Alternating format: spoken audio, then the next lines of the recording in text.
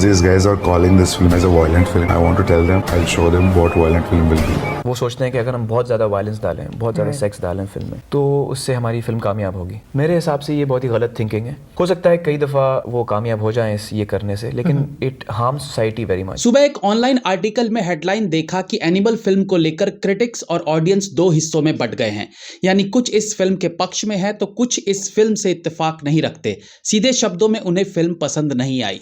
Film किसको कैसी लगी ये एक अलग विषय है, लेकिन मुझे लगता है ये फिल्म एक रिसर्च लायक है जिस पर टेक्निकल एस्पेक्ट से अलग काफ़ी चीज़ों पर चर्चा की जा सकती है। इंसानी फितरत है कि जब उसके किसी काम पर लोग चर्चा करते हैं तो वो अपने अगले काम के प्रति बहुत सजग हो जाता है। सजग होने का ये मतलब नहीं कि वो अगले काम में और बेहतर करने के लिए सजग हो रहा है, बल्कि और तैयारी करेगा कि जिस कारण उसका पिछला काम चर्चा में रहा था वो चर्चा इस बार दुगनी हो। अब वो चर्चा पॉजिटिव भी हो सकती है और नेगेटिव भी और कंट्रोवर्शियल भी। एग्जाम्पल है संदीप रेड्डी वांगा। उनकी पिछली फिल्म अर्जुन रेड्डी और कबीर सिंह चर्चा में रही थी। ये नहीं कहूंगा कि चर्चा केवल पॉजिटिव थी, चर्चा नेगेटिव भी थी और कुछ लोगों की नजरों में कंट्रोवर्शियल भी। संदीप रेड्डी ने उस नेगेटिव, पॉजिटिव या कंट्रोवर्शियल चर्चा को खूब एंजॉय किया। बदनाम होकर भी नाम होता है तो अच्छा है वाले फॉर्मूला को अपनाया और तय किया कि ये जो गाली और तारीफ के फॉर्म में उन्हें कबीर सिंह के लिए जो फेम मिला है उसे वो कम नहीं होने देंगे, और उसके लिए ज़रूरी था कि अगला प्रोजेक्ट पहले से भी ज़्यादा एडल्ट, वायलेंट और एक्सट्रीम किस्म का हो, और फिर प्रोजेक्ट बनता है एनिमल। अब फिल्म डायरेक्टर से थोड़ा सा टॉपिक को शिफ्ट करते हैं ऑडियंस पर। आज social media, internet, reels, memes का ज़माना है। आज आप 10 मिनट के लिए फ्रेश होने के लिए वॉशरूम में भी जाते हैं तो आपके हाथ में फोन रहता है। फोन में कुछ टेस्टी सा फूड खाने वाली वीडियो देख रहे होते हैं और रियलिटी में नीचे से रात का खाया भोजन निकाल रहे होते हैं। कपड़े चेंज कर रहे हो या जॉगिंग कर रहे हो, किसी का वेट कर रहे हो या कहीं सफर कर रहे हो, शादी समारोह में हो या किसी के अंतिम संस्कार पर, हम फोन से एंटरटेन होना नहीं छोड़ते। रील्स, मूवीज, वेब सीरीज ऐसे अनेकों मनोरंजन के साधन हैं हमारे फोन में ताकि हम एंटरटेन होते रहें। ऐसे में फिल्म मेकर्स को इन सबसे बेहतर कुछ दिखाना पड़ेगा, तब जाकर वो ऑडियंस को अपनी फिल्म की ओर आकर्षित कर पाएंगे। यही तनाव, यही प्रेशर संदीप रेड्डी पर भी रहा होगा, तो इसलिए उन्होंने वो चुना जो लोग देखना चाहते हैं, यानी वायलेंस। आज दुनिया भर में वायलेंस अपने चरम सीमा पर है, और ऐसा भी नहीं कि ये आज ही है, पहले भी था, लेकिन आज हम अपने फ़ोन के ज़रिए सब जान पाते हैं, देख पाते हैं। आज अनेकों वायलेंस से भरी वीडियोस देखकर हम एक्साइट होते हैं। एक समय था जब वायलेंस देखकर घबराहट होती थी, लेकिन आज उसे हम इंजॉय करते हैं। अब वायलेंस इतना ज़्यादा देख चुके हैं अपने फ़ोन्स में, मूवीज़ में, रियल में, कि वायलेंस में भी अगर आप कुछ हटके या एक्सट्रीम नहीं दिखाओगे तो दर्शकों की वो भूख नहीं मिटेगी। और इसलिए कभी कभी रीज़न से या कभी कभी बेवजह ही एनिमल फिल्म में इतना वायलेंस दिखाया गया कि लोगों को उससे तृप्ति मिलने लगी।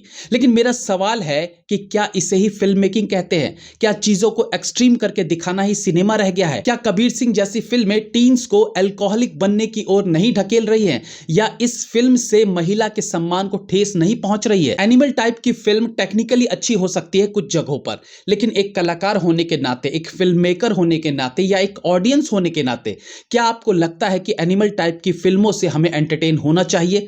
हम अक्सर ऑडियंस के फिल्म देखने के टेस्ट की बात करते हैं कि आज वो सैम बहादुर जैसी कहानियों से आकर्षित नहीं होते, उन्हें इंस्पिरेशनल कहानियां प्रभावित नहीं करती, उन्हें कबीर सिंह प्रभावित करता है जो सड़क पर शराब और सेक्स में चूर है, जिसे मजनू जैसी उपाधि दी गई। वो एक मौका मिलने पर दूसरी लड़की के साथ सेक्स करने के लिए भी उतावला रहता है। आज ऑडियंस को रणविजय सिंह अच्छा लगता है जो अपने पापा के प्यार की आड़ में 100 लोगों का कत्ल कर देता है और चेहरे पर शिकन भी नहीं आने देता, जो गाजर मूली की तरह लोगों को काटता है।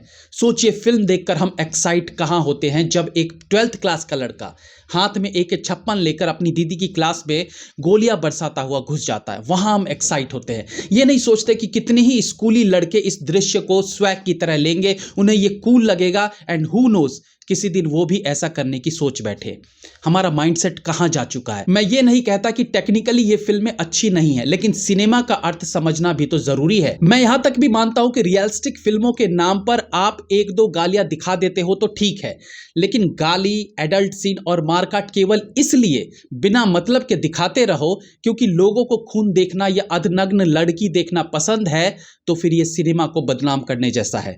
सिनेमा एंटरटेनमेंट के साथ साथ समाज पर प्रभाव डालता है, और जो लोग इस पर सफाई देते हैं कि नहीं ये मनोरंजन का साधन है, इसमें कुछ भी दिखाया जा सकता है, तो ये वेस्टर्न सोच उन्हें अपने पिछवाड़े में डाल लेने की जरूरत है। There are a few emotions जो बहुत easy होते हैं ऑडियंस में प्रोवोक करने के लिए. Violence is one of them and sex is another. These are two emotions which are most easy to provoke in a human being. Hindi film animal में एक दृश्य है जहां बॉबी देओल की दोनों पत्नियां बात कर रही होती हैं। पहली पूछती है तूने उससे शादी क्यों की, तो वो बोलती है वो गूंगा है इसलिए। फिर वो पूछती है तूने क्यों की, तो अंग्रेजी में वो बोलती है because of his long Dick. कितनों ने इस पर ध्यान दिया? अब आप सोचिए, इसका हिंदी अनुवाद अगर होता फिल्म में तो आधा थिएटर खाली हो चुका होता।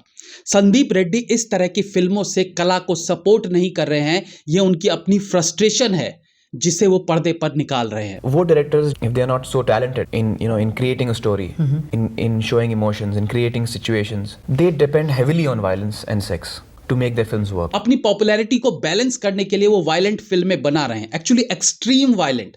वरना कोई बताए कि आखिर रणबीर कपूर को अपने पिता से इतना प्यार क्यों है? क्या कोई रीजन दिखाया है फिल्म में?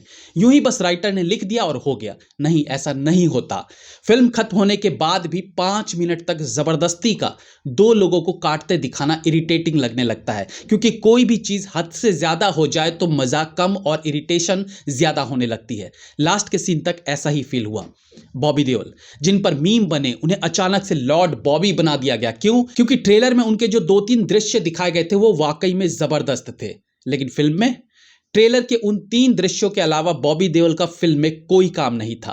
पहले सीन में बेफिजूल का मर्डर जो सिर्फ वायलेंस दिखाने के लिए बॉबी देओल से करवाया गया, वरना वो बेचारा उन्हीं का आदमी था जो दुखी मन से बॉबी देओल को एक न्यूज़ देता है। वहां उसे मारने का कोई पॉइंट नहीं था, बट एक्सट्रीम खून जो दिखाना था। उसके बाद बॉबी देओल 2 जगह सिर्फ एक्सट्रीम लेवल की सेक्स करते दिखाए जाते हैं, जो उनकी उस छवि को बर्बाद करती है जो इमेज हमने सोल्जर, बरसात या गुप्त फिल्मों में देखी थी। आई नो बहुत से लोग मानते होंगे अरे एक्टिंग है, एक्टर्स तो अलग अलग किरदार करते ही है। नहीं भाई, लोगों की फीलिंग जुड़ी होती है कुछ एक्टर्स से, उनकी एक छवि बनी होती है लोगों के मन में। आप उसे धूमिल करके फेमस नहीं हो सकते। अब रामायण के अरुण गोविल अगर किसी फिल्म में रेप सीन करते दिख जाए तो सोचो कितने लोगों की आस्था को ठेस पहुंच जाएगी। इसके बाद one of the most important part, कुछ होने नहीं दूंगा सॉन्ग। फिल्म का one of the best song, जिसे टीजर ट्रेलर में ऐसे दिखाया गया जैसे वो बाप बेटे के लिए बनाया गया हो, और एक्चुअली बाप बेटे पर सूट भी करता वो सॉन्ग। लेकिन इस गाने को कहां दिखाया गया? जब बॉबी देओल और रणबीर कपूर एक दूसरे की जान लेने के लिए लड़ रहे होते हैं। कैन यू इमेजिन, दोनों फाइट कर रहे हैं और बैकग्राउंड में गाना बजता है, गर तुझे हो गया कुछ सारी दुनिया जला दूंगा।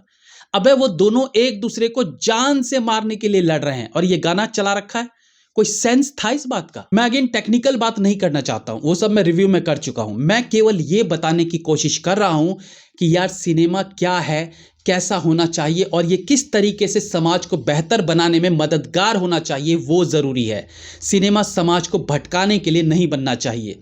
आज भी अंदाज अपना अपना, नदिया के पार जैसी लाइट फिल्में लोगों को भाएंगी अगर आप बनाते हो तो। आज भी बाजीगर, डर या परिंदा जैसी थ्रिलर फिल्में बनाओगे तो लोग देखेंगे, लेकिन केवल हाइप क्रिएट करने के लिए 1500 किलो की मशीन गन दिखा दो, हाइप क्रिएट करने के लिए प्लेन में पहाड़ पर सेक्स करते दिखाओ, केवल हाइप क्रिएट करने के लिए 300 लोगों को मरते दिखा दो, तो ये सिनेमा की इंसल्ट है। मतलब साफ है, फिल्म मेकर के पास कोई स्टोरी नहीं है, विजन नहीं है, कुछ है तो बस चीज़ों को एक्सट्रीम और एक्सट्रीम करके दिखाना।